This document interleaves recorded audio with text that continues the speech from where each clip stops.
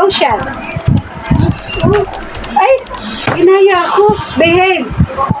Behave. Behave. Ha? Oh, ay, oh, ay, behave. Ay, Sumasagot. ano pala yung ganyan? Kanina na ka. Ay, Ewan ko nga, tinapigla din ako ganyan siya. Ano? Behave lang, ha? Oh. Yan. Behave. Para di palo si Ocean, ha? Ha? Ay. Ay, sus! Ay, sus! Ay, sus! Nalalaw ka ng batang to.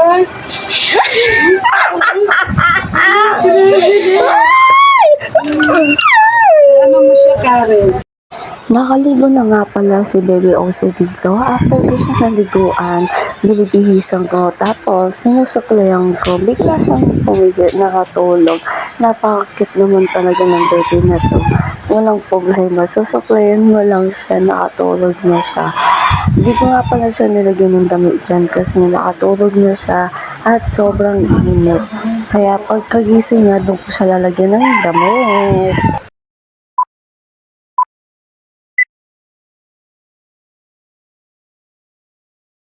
At pagkatapos ko napatulong si Baby Love Ponsi, syempre sinamantala ko na ang oras.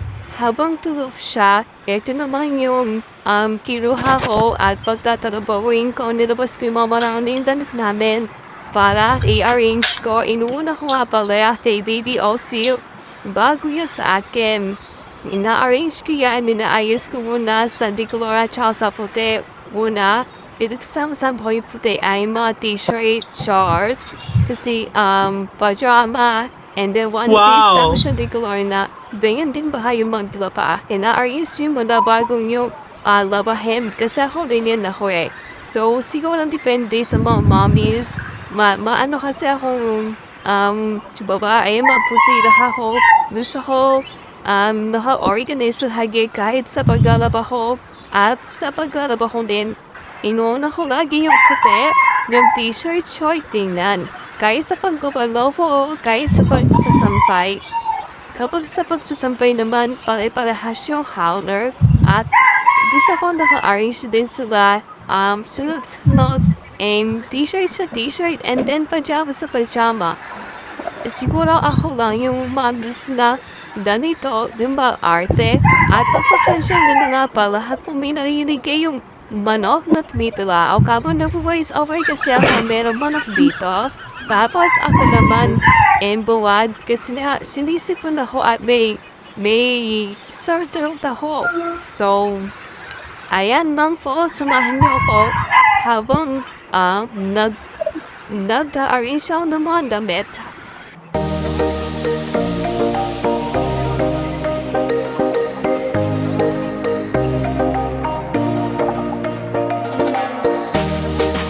Guys, hello ka-Marites. Good afternoon. So, I'm so sorry. For today's video is arranging my baby's clothes. So, maglalaba kasi ako laundry day. Look at, I'm so haggard. Pawis na ako. Napakainit.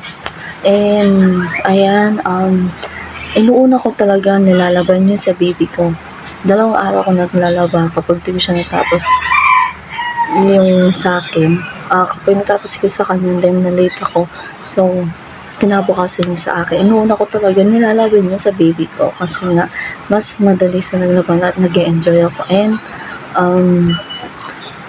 hand wash lang kasi ako. So, ayan, konti lang pero umaabot ako 2 oras, minsan 3 hours. So, napaka-arte ko kasi sa paglalaba, sa mga damit.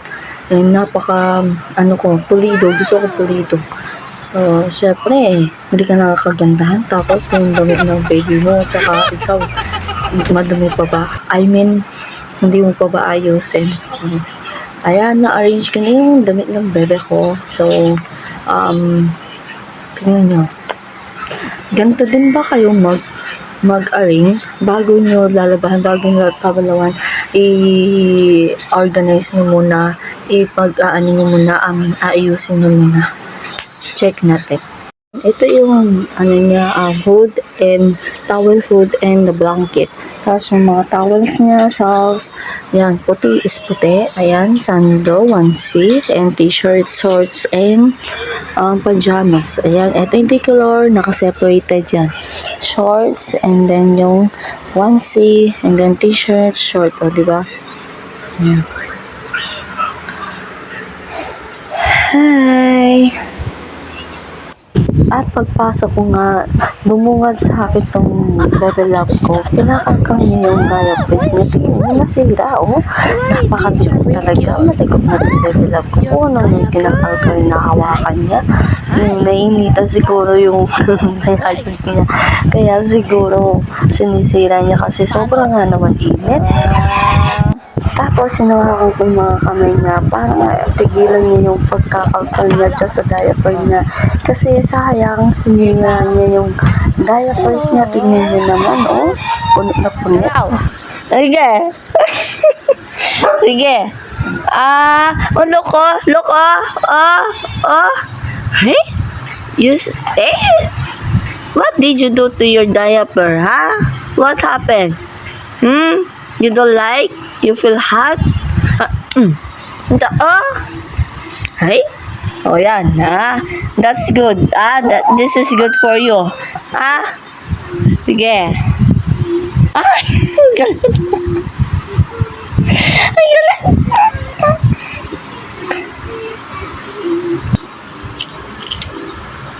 Hey?